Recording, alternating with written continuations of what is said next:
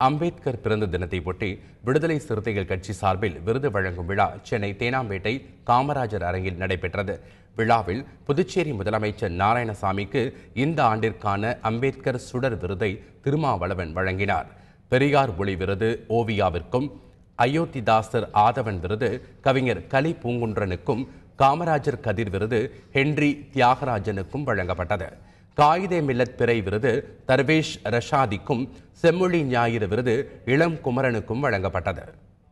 விழாவில் பேசிய புதுச்சேரி முதலமைச்சர் நாராயணசாமி, பாஜக ஆளும் மாநிலங்களில் தனி மனித சுதந்திரத்தில் அந்த கட்சி தலையிடுவதாக குற்றம் சாட்டினார். ஒரு காதலன் காதலி தனியாக அமர்ந்து பேசிவிட முடியாது. அவர்களை பிரிக்கிற வேலையை அவர்கள் பார்க்கிறார்கள்.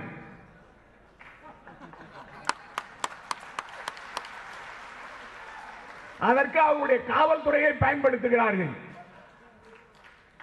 அண்ணல் டாக்டர் அம்பேத்கர் கொண்டு வந்த இந்த இந்திய அரசியலமைப்பு சட்டத்தில் இது தனி மனித சுதந்திரத்தை பறிப்பதாக இருக்கிறது. விருதுகளை வழங்கி பின்னர் பேசிய திருமாவளவன், அதிமுக பலவீனப்பட்டுவிடக் கூடாது என்பதே தங்களின் விருப்பம் என்று கூறினார். அதிமுகவோடு முரண்பாடு உண்டு. அதிமுக பலவீனப்படக்கூடாது என்று விடுதலை சிறுத்தைகள் கருதுகிறோம். அதிமுக பலவீனப்படுவது இந்த நேரத்தில், இந்த சூழலில் சாதி வெறியர்களும் மத வெறியர்களும் கிரீடம் சூட்டிக் கொள்வதற்கு போட்டி போட்டுக் கொண்டிருக்கிறார்கள், கனவு கண்டு கொண்டிருக்கிறார்கள்.